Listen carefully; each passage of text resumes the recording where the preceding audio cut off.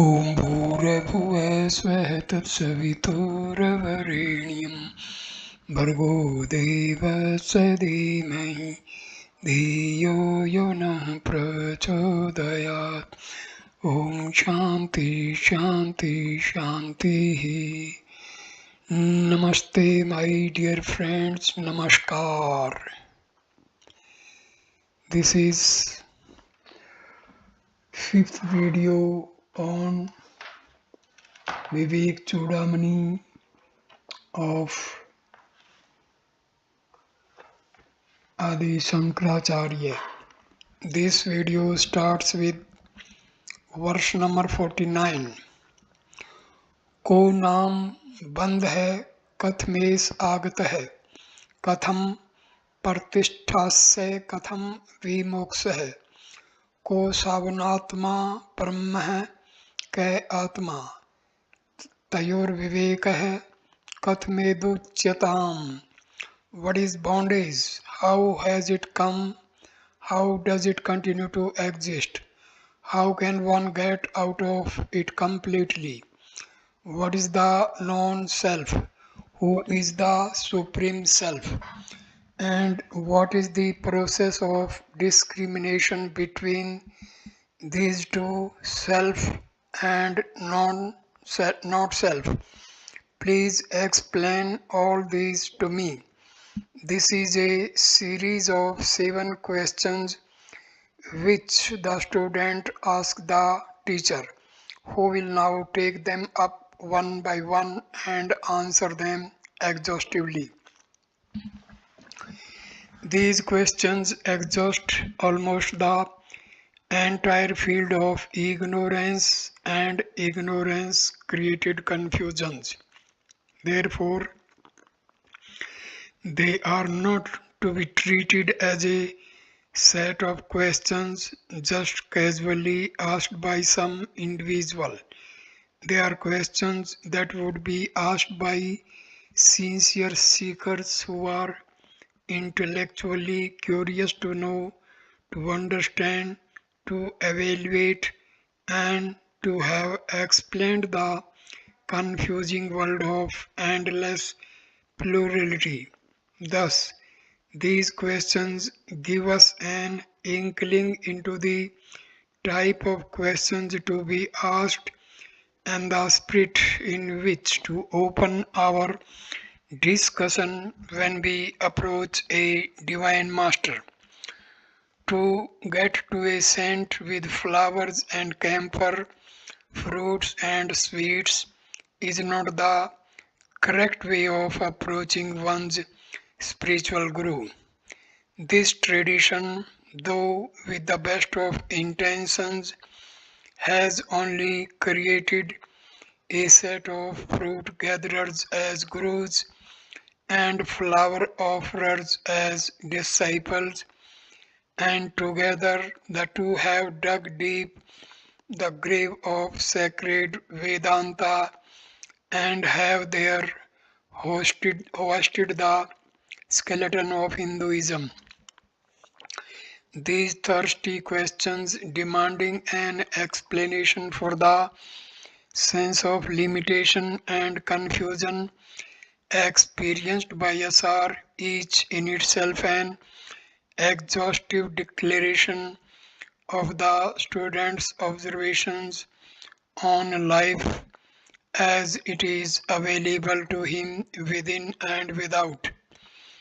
Again, they show the perspicacity with which the student has followed what the master has said so far. In all the previous verses, the teacher spoke in terms of bondages, liberation, not self, supreme self, and the discrimination between the self and the not self. Till now, these terms freely used, but the student is not satisfied with a mere understanding of the theories of Vedanta. He wants to live them in life. So he is now holding the teacher by the collar, as it were, and is pointedly asking him to explain more clearly.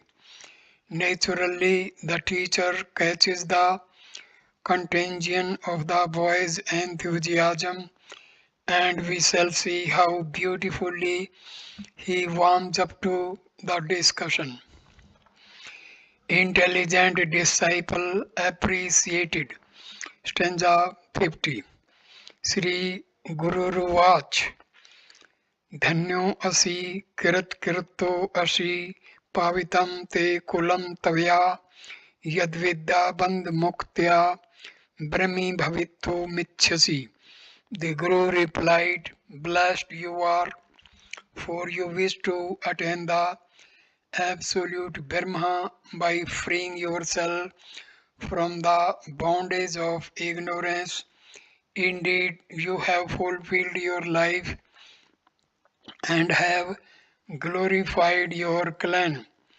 The teacher's face now beams with a smile of satisfaction, and soon words expressing his joy at meeting such a perfect student flow out of him. The very fact that the boy has decided that he wants to be free from all his weaknesses, that he wishes to walk out into the boundless fields of perfection, has made him blessed. Not only has he glorified himself, but he has even sanctified his entire clan, Kulam. The word Kulam is not merely the family, it connotes all the ancestors and the future descendants, while family means only the present living members and the immediate forefathers. This is not a hyperbole. It has already been said that rare indeed are those who come to exhibit such a burning thirst for liberation among living creatures at any period of human history. Evidently, the boy is a highly evolved being, and hence he feels an acute impatience for liberation. In ordinary life, too, we use expressions such as baking the bread when we know that bread need not be baked. In such cases, we generally use the immediate future fulfillment to indicate the present activity.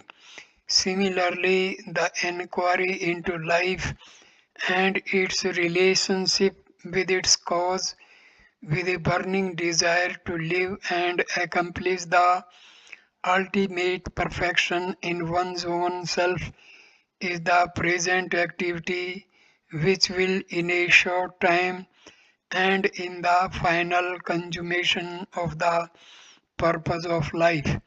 Therefore, the teacher, in anticipation, declares that the boy has fulfilled the purpose of his life. Very rarely do we say the fetus in the womb. We invariably use the term the child in the womb, although in its prenatal condition it is not yet a child. To release ourselves from the shackles of ignorance is not merely to have knowledge, but transcending the ignorance created projection of the body, mind, and intellect. It is to live and experience reality in itself. Therefore, the teacher says, you wish to attain Brahmahood, that is Godhood. Glory of self effort. Stanza number 51. ऋण मोचन करतार पितुः संति सुता देह बंधन मोचन करता तो सौ समादन्यो ने कश्चन.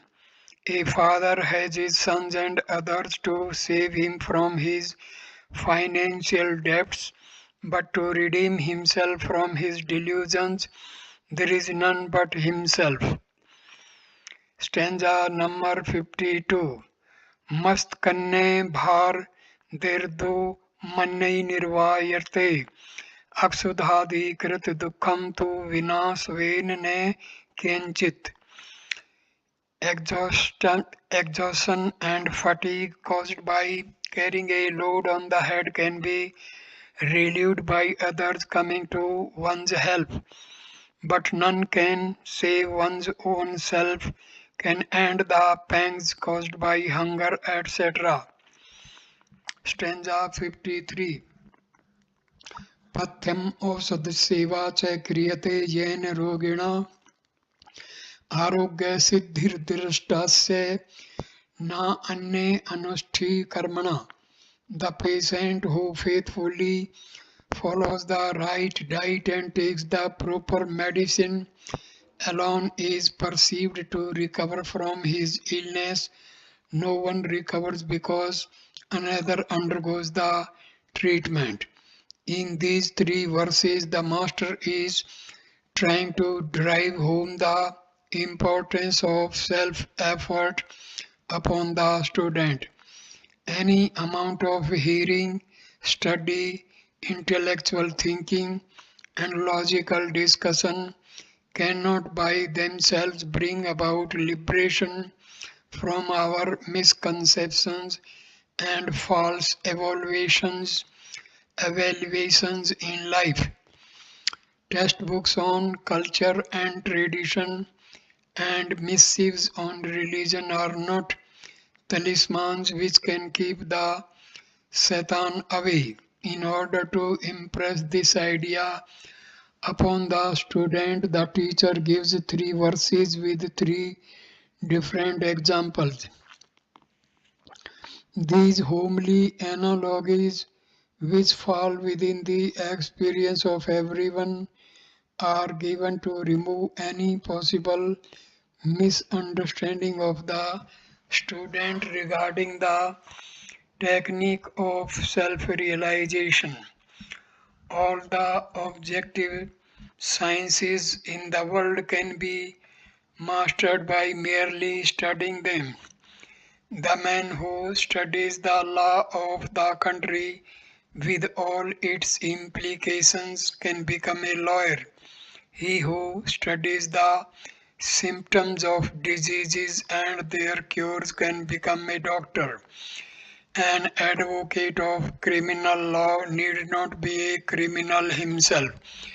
A doctor need not himself be a patient to know the science of medicine. But Atam Vidya is gained only when it has brought about a complete regeneration of the individual who studies it. After gaining the objective knowledge, there must also be a subjective achievement. You may learn to play an instrument and be able to do so faultlessly, but it is inspiration alone which makes an artist. Your painting might be exactly like a photograph, but unless you have grasped the essence of what you are painting and are able to express it, you will only be a craftsman and not an artist. It is therefore that no teacher, however great he may be, can impart the subjective knowledge to a student. All the teacher can supply is a clear vision of what is involved, a glimpse of the goal to be achieved, and logical arguments to convince the student of the blessedness and perfection of both the goal and the path. The examples given in the three verses are very telling. A father may be suffering agony and mental agitations due to his debts. In such a case, his children, dutiful and sympathetic, Sympathetic can certainly relieve him from his debts by their cooperation and help, but the sorrows and agitations which are due to his spiritual delusion can be relieved only by himself. None else can do it. If a traveler is fatigued and exhausted because of the extremely heavy load he is carrying on his head, he can be helped and relieved by fellow travelers. Nay, even an inanimate load rest can relieve the man. But the pangs he suffers from hunger, which is an inner disturbance, cannot be removed by somebody else eating a sumptuous dinner on his behalf. To remove hunger, his own stomach must receive the food and be appeased. The teacher, not satisfied with these two striking examples, adds yet another verse to drive home to the student the necessity for conscious personal effort. He says only those patients are cured of their ailments who faithfully follow the prescribed diet and take the right medicines themselves.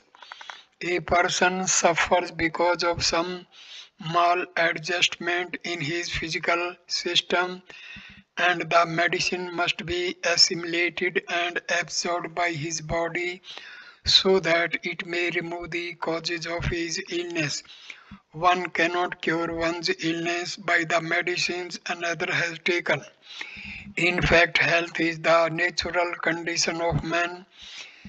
Some cause or causes enter the system which obstruct the experience of the body's true vitality, and the person suffers. The medicine does not create health, it only removes the causes of ill health. Similarly, the misunderstandings created by ignorance can be removed, and the conditions required for a fuller expression of the reality can be brought about in him only by his own efforts. In short, each one of us must walk the path by himself, but properly guided by the instruction of the teacher and the scriptures. Stanza number 54. Vastu Savrupam Saputbodh Chaksusa Savinne Vedam Nu Tu Panditen Chandra Savrupam Nij Chaksu Saiv Gyatavve Mani Gamyate Kim. The actuality of things is to be known by a first-hand personal experience through the eye of clear understanding and not through the reports of learned men. The beauty of the moon is enjoyed through one's own eyes. Can one appreciate it through the description by others? Sankara reinforces the idea in the above three examples with yet another verse, hammering as it were the last nail on the coffin of our doubts. The beauty, the brilliance, the soft glory, the queenly dignity, the serene consolation, the message of love and leisure, of peace and quietude, which the moon sheds as it glides across the springtime skies, cannot indeed be captured in words but are experiences to be enjoyed subjectively only. The vision of its majesty is to be perceived by one's own eyes and experienced in satisfying suggestive silence. A blind man cannot enjoy the love messages of a moonlit night. When the self rises in the dark bosom of our ignorance and glides across the horizon of our experiences, That experience cannot be described fully to us by another, even though he may have experienced it himself. Each must experience it from himself in himself. This analogy of moonrise is indeed the most poetic and by far the most appropriate example to indicate the soft silvery light of knowledge that illumines with its sublime peace and perfection the dark atmosphere in the bosom of the ignorant. Stanza 55. Avidya kam karmadi pasbandham vimochitum ke shaknu Saknuya Divnatmanam Kalpkoti Satrapi. Who else but oneself can help rid oneself of the bondage caused by the change of ignorance, desire, action, etc., even in 100 crore of kalpas? The bondage felt by the mortal is caused by the ignorance of his own real nature. This ignorance of his own all fullness in his spiritual personality creates in his intellect waves of desires with which he expects to make himself full. Desires create in his mind thought waves, and thoughts express themselves as action. These three, ignorance, desire, and action, are together called in Vedanta Shastra as the heart knots. Hirdaya Granthi. These are the cords that bind the ego, jiva, to the finitude and sorrows of a mortal. In this enumeration of ignorance, desire, action, when Sankara adds and the like, he means the residual impressions, vasanas, that are left on the mind when a desire prompted activity is consciously undertaken. These vasanas thicken the ignorance by darkening desires, agitating the thoughts, and propelling us into a world of frenzied activities. The Acharya naturally asks, who can save a man from the chaos in his mind and intellect which is responsible for his rabid activities in the world of objects and his painful confusions in his relationship with his fellow beings? The answer is contained in the question itself, none but he himself. The term kalpa is used to indicate the entire duration of one universe from its day of creation to its day of doom. It has been calculated that the light of the universe is one day of the Creator, which is equivalent to 432 million years in terms of calculation of time possible with our finite and limited time. Knowledge of the self, its beauty. Stanza number 56. Ne yogen ne sankhen karmana no ne vidyaya Brahma atam katav bodhen moksha siddhati na anyatha. Neither by yoga, nor by sankhya, nor by ritual, nor by learning is liberation possible. Only by the realization of one's identity with Brahma is liberation possible, not by any other means. None of the paths enumerated in this verse can take the student to his goal if he only mechanically follows it without an ardent and sincere cooperation. Altogether, there are 6 schools of philosophical thought in India, only some of them are mentioned here. Note that the others are positively against self realization, against its principles. The few mentioned here include the rest. By the term yoga, Sankara means the path of mysticism developed and maintained through the exercises of Hatha Yoga. The Sankhya philosophy is one of the main fountainheads of Vedanta. Vedanta has sprung from its early roots and has ultimately reached a greater precision of thought and perfection of detail from what was only an elaborate philosophy. According to the Sankhya philosophy, essentially dualistic, the world is constituted of two intrinsic factors, Purusha and Prakriti, spirit and matter. Spirit is the sentient, intelligent, knowing principle, the vital factor, the source of all life that expresses through physical forms. Matter is insentient, unintelligent, and lifeless in itself, but it comes to exhibit the characteristics of life when it is blessed with a close proximity with the spirit.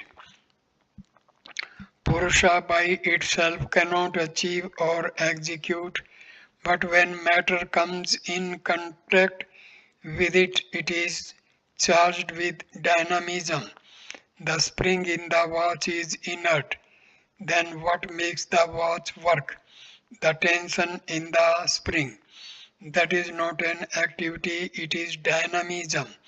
So the Purusha has no activity. All activities of life takes place when Purusha dons the robe of matter. Prakriti herself is inert. Purusha by himself has no activity. But when they are wedded to each other, both seem to gather divinity, might, and power as a result of each blessing the other. In this philosophical concept, the logic of thinking took the Sankhyans to a natural conclusion that Purusha reveling within one sample of matter is different from the Purusha in all others. Liberation from the entanglements of Prakriti is gained by Purusha when there is discrimination on all occasions and in all conditions, recognizing the eternal spirit as separate from finite matter. One step ahead of Sankhya is Vedanta. It explains that when one gains the true knowledge of the Purusha, the Atma, the yogi experiences that Prakriti is only a superimposition upon the Purusha, that there is in fact no such distinction. The Supreme alone is one without a second, revealing everywhere the subtlest of the subtle, the pure principle of consciousness. The term karma is here used to include and incorporate the Mimamsakas who believe that ritualistic activity, divine and sacred, yields for them merits to enjoy which they will be shifted to other realms of intense pleasure. When these merits are exhausted through enjoyment, they will return to physical forms for another period to earn more merits to enjoy another round of utmost pleasure. This for them is moksha. This is their ultimate concept of life. This they consider amrita tvam. The term Vidya may be taken both in its Vedic connotation and in its literal dictionary meaning. In its Vedic application, Vidya means upasana, concentrated and devoted meditation, wherein the intellect tries to get away from its circumscribing vanities through a deliberate identification with a vaster concepts as I am prana, the all-pervading, or I am the sun, the almighty, or I am fire, the effulgent, or I am Indra, the omnipotent, etc. Vidya, in its other sense, means mere learning or book knowledge. All these are in themselves only techniques of self-development but are not the goal. The Calcutta route is not Calcutta, the Bombay route is not Bombay. Of course, they both, if consistently pursued, will certainly take us to Calcutta or to Bombay. Having reached in neither of the cities will we find the stretches of the roads we travelled in order to reach them. Yoga, Vidya, etc. are all means, they do not represent the end. The goal is in realizing that the self in us is the same self in everything and being. This realization of the divine nature of man, individually experienced each for himself, is the only method by which we can be liberated from the bondages of intellectual restlessness, mental agitations, and physical cravings.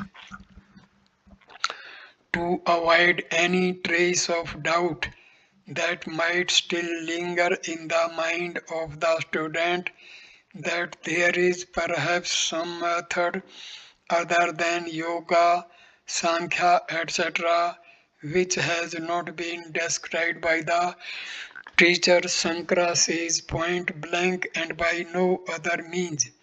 Realization of the self is the only method. There are no other means by which our present experiences of finitude and limitations can be destroyed, root and branch. Stanza number 57. Vinaya Roop Saundriya Tantri Vadan Saustvam Parjarajjan Matram Tan Samrajyaye Kalpate.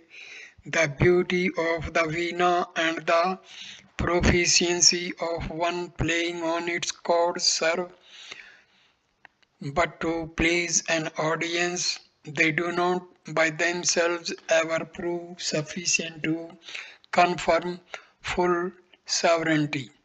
In using analogies, nobody has yet come to the field of philosophy who can rival Sankara's efficiency and perfection.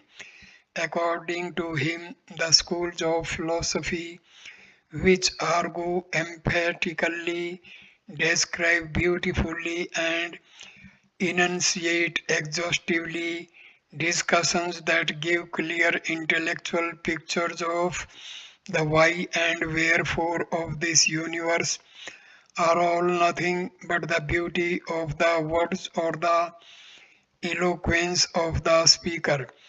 The player of an instrument with his proficiency may entertain the largest conceivable audience, and for the time being, the listeners may even consider him the king of artists.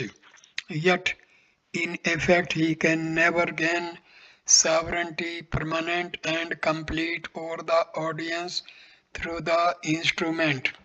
Similarly, the various schools of philosophy are intellectual entertainments, no doubt, yet the seeker cannot gain the status of godhood by merely dabbling in philosophy.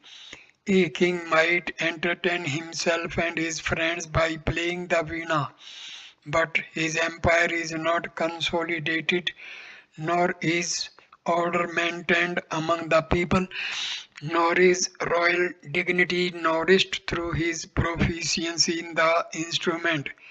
Acharya Sankara wants to emphasize that any amount of philosophical studies, even a mastery over all the six schools of philosophy, cannot bring about a complete evolutionary evolutionary fulfillment. The term Samrajya has a reminiscent Upanishadic flavor.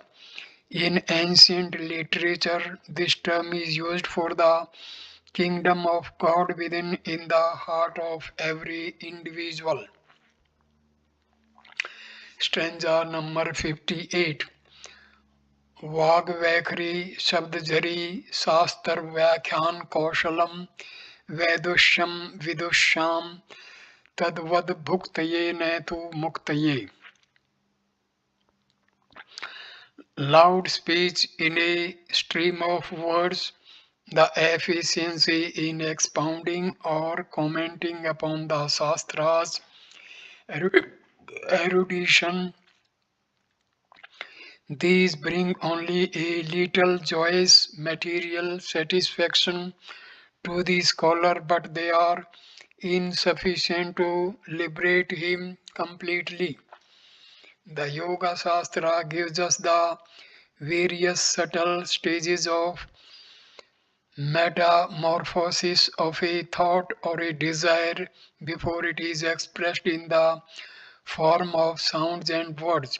Altogether, it describes four distinct stages in a thought's manifestation as an expression in words. First of all, the thought arises from or has contact with the reality or life in us, and at this stage it is called pra. When it manifests sufficiently for the ego in us to be conscious of it, it is in a state grosser than the previous one, and at this stage of its perceptible existence, it is called Pashyanti. A thought of which we have become conscious passes through a state of inner moulding in the crucible of language, and this state of transcribing thought into a series of symbolical sounds for the purpose of conveying it to another is called madhyama. And when actually the symbols indicated by the mind are relayed through expressed audible sounds, the thought in its grossest manifestation is called vakri. By the term vakri, Sankara means the unproductive and noisy discussions on philosophy which some students of Vedanta engage in. These gabblers are laughed at, condemned, and quite ignored by all the great acharyas like Sankara. To the rishis, an ounce of practice is more sacred than tons of discussion around a table. According to Sankara, mere knowledge of philosophical thoughts can be used only for purposes of eking out a profit for one's own livelihood or for gaining some insignificant popularity or short-lived glory. Stanza number 59. Avidyate pare tatve शास्त्रधी तस्तु निष्फला विद्यतेपि परे तत्वे शास्त्र अधिस्तस्तु निष्फला. Without knowing the supreme reality, the study of the Shastras is futile. Having known the supreme reality, the study of the Shastras is again futile. Here is an exquisite example of the use of a deliberate statement of contradiction to hammer a point into a student while creating in him a sense of wonderment. The verse, even in its 10th reading, leaves a staggering sense of amazement and confusion. Wonder is an emotion in which there is a dizzy pause in thinking, and at such a moment of intellectual arrest, the verse filters through. When one realizes the meaning fully, it goes straight into the deepest vaults of one's heart cave. The paradox is resolved when we give a little conscious application of purified intellect on the word, knowing in both the lines of the verse without knowing in the first and having known in the second. In both cases, knowing connotes a different meaning, the literal and the indicative. In the first line, it means intellectually understanding, and in the second line, it means realizing. In the light of these interpretations, the verse becomes a clear statement of truth. As long as we have no right intellectual appreciation of what the Vedanta text indicate, all study of the scriptures is futile. Again, when we have realized the truth, study of the scriptures is redundant. Elsewhere in Vedantic literature, it is said that the efforts of all the Vedas is ultimately to deny the existence of plurality, which is a sorrowful dream projected by the individual mind, a delusion superimposed upon the Atma, the substratum. All arguments that we can marshal to convince a deluded friend that what he perceives is not a ghost but only a harmless post constitute the scriptures indicating the post. Naturally, therefore, any man of realization reading even the best of scriptures must laugh indulgently at the colossal inefficiency of Mother Shruti. And those who have no conception of reality, to them no scriptural study can give even a trace of thrill. We read in Vedanta that to such immature intellects, the Upanishads are empty words, just as children can never understand the physical thrill of married life, so too, poor things, they have not the instruments to understand or the maturity to comprehend the truth. Then, as they grow, even if it is not taught, they will instinctively learn to feel or to know. Stanza number 60. शब्दजालं महाअरण्यं चित्भ्रमन् कारणम् अतः पर्यतजाजतव्यं तत्त्वसत्त्वमात्मनम्. Commentaries on philosophies constitute a thick jungle in which a roaming mind may easily get lost in its own delusion. Therefore, true seekers of Brahma should, through right efforts, come to experience the real nature of the self. In this brilliant metaphor, the Acharya woos both poetry and philosophy with the ardor and fervor of a true and noble lover, handling the philosophy and dandling the poetry as it were.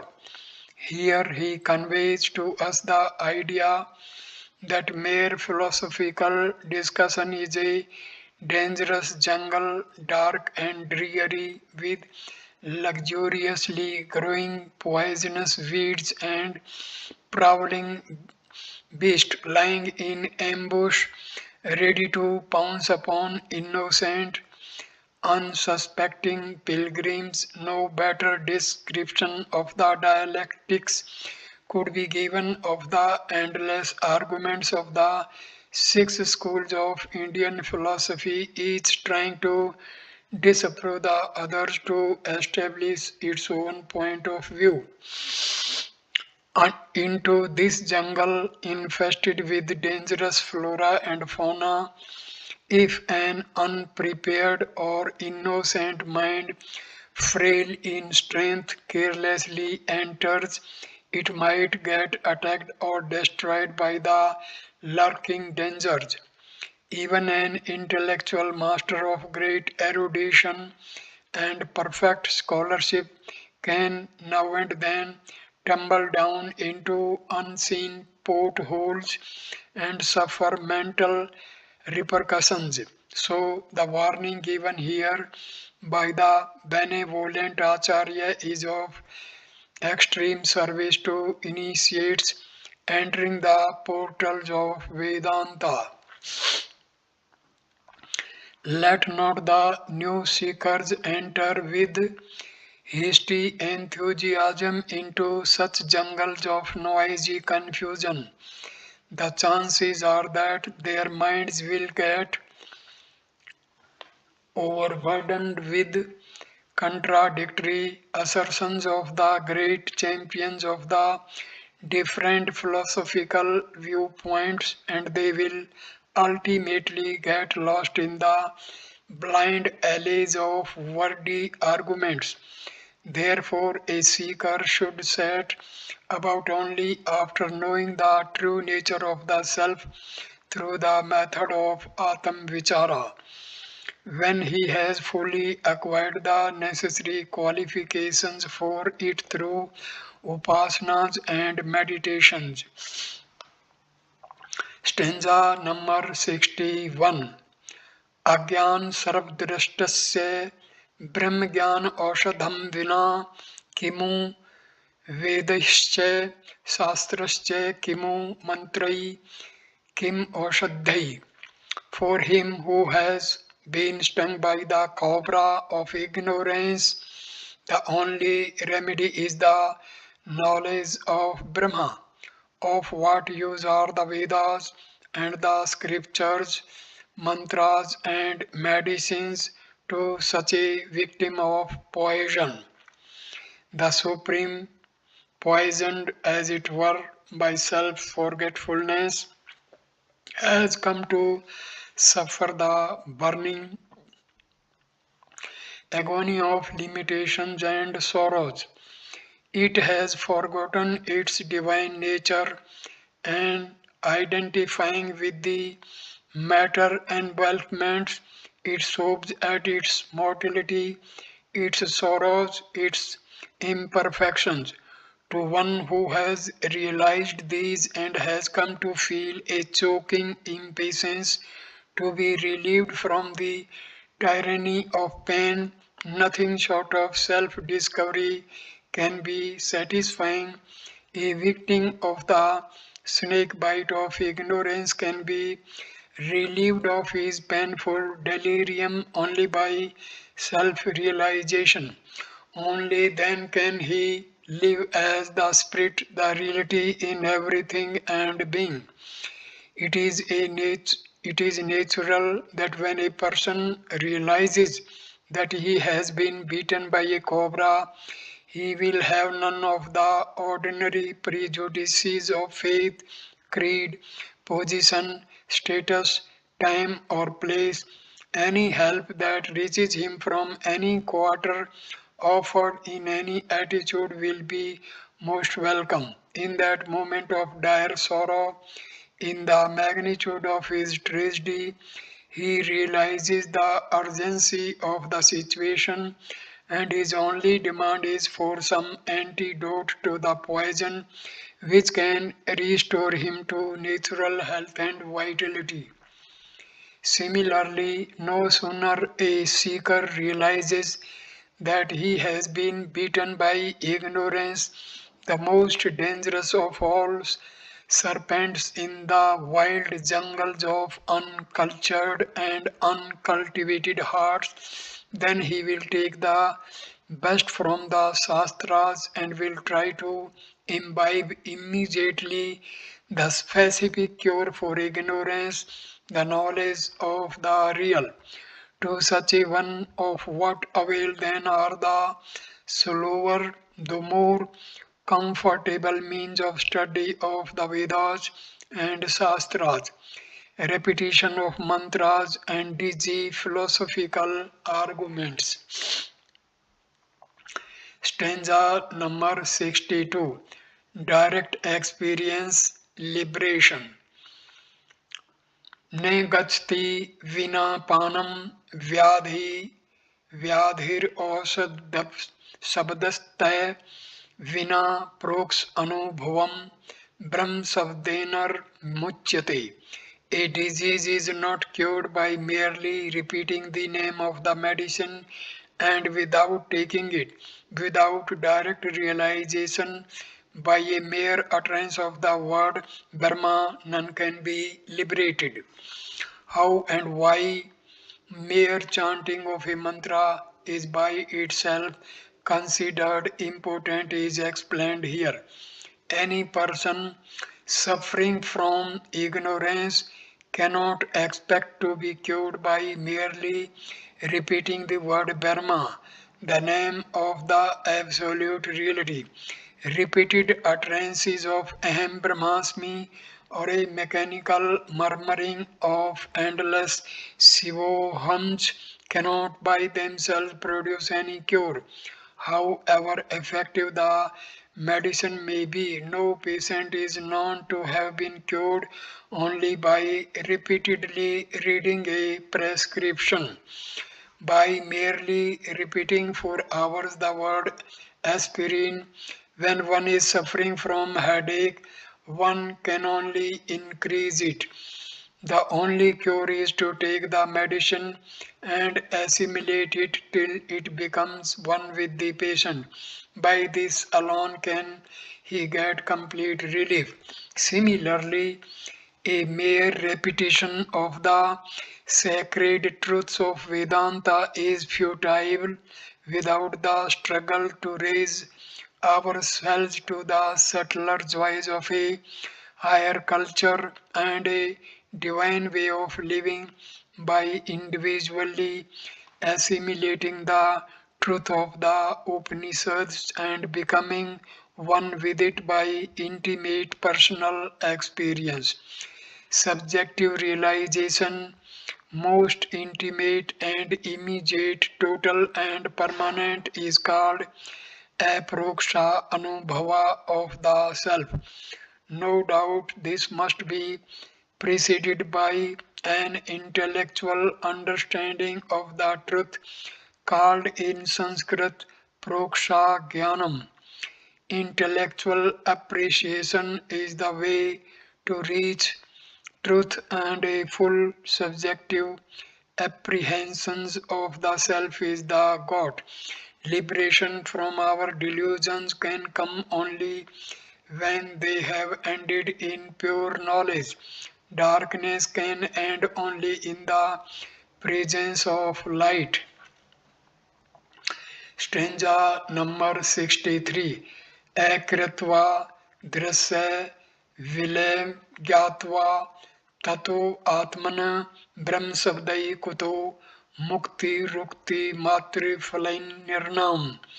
Without achieving the disappearance of the entire pluralistic world and without realizing the real nature of the self, how can one achieve full liberation by a mere repetition of the word Brahma? Surely it will end only in a wasteful effort of speech. The conditions preceding the full state of liberation are explained here. In the white heat of intense meditation, when the mental rays of the individual have been made single pointed and turned completely inwards to recognize the self within, The world of perceptions gets eliminated in the experience just as the world of the dream naturally rolls away from the waker's comprehension. We perceive the pluralistic world from the levels of the body, the planes of the mind, and the peaks of the intellect. With the body, we recognize the waking state world of names and forms. With the mind, we perceive the world of feelings and emotions, and with the intellect, we recognize and experience our world of ideas which has no declared boundary. On transcending our identifications with the body, mind, and intellect, the world of plurality filtering into our consciousness through the sense organs gets absorbed as it were into what unfolds itself as the pure self, the truth. On waking from a dream, it cannot be said that the dream has rolled away into some other point of time and place. We will have to accept that the dreamer in us only because of our complete forgetfulness of real self as the waker. On waking, the dream is considered to have vanished. Similarly, on awakening to the full spiritual consciousness of Godhood, the world of change and finitude is experienced as having totally vanished. Without coming to this state of total self realization, even though for only a fleeting moment, there is no liberation possible from the instinctive weaknesses that one suffers because of one's false identifications. This is the way shown by our scriptures. This is the path by which an endless caravan of perfect men traveled to gain their goal in life. And in our own times also, many a noble soul has enjoyed the fulfillment of his mission in life, waking the very same path and attaining the very same goal. Lip Vedanta has never helped anyone to gain perfection. Mere discussion, idle repetition, boisterous arguments, these have never brought to anyone any substantial blessings except the exhaustion of over talking. Sankara urges the seeker to talk less and practice more. Stanza number 64. Akritva Satru Sangharam Gatva Khilam Bhu Shriyam Raja Hamiti Shabdanno Raja Bhavetur Tumrhati. Without eliminating his enemies and without bringing the entire land of his kingdom under his sway by merely repeating, I am the emperor, one cannot become an emperor. It is necessary to fulfill all the required conditions in one's inner life before one can experience the infinite, the divine. Self mastery is a reward one comes to gain when one has conquered all the inner enemies and has come to rule over all the different matter provinces in one's personality. In this verse, the Acharya is throwing a flood of light on the previous declaration by an apt example. He is trying to make us understand that by mere verbal repetition nothing will be accomplished. A fool who, without annihilating his enemies and without bringing with his own might and power all the provinces under his sway, just repeats that he is the emperor, can never become one for all his loud claims. Certain necessary conditions must be fulfilled before he can hope to gain the sceptre and the crown and be recognized as the emperor. An emperor has no enemies within his own empire, and everyone living in his empire is directly under his will and command. If these conditions are accomplished, he need not even announce or declare that he is the emperor. The world will do it for him.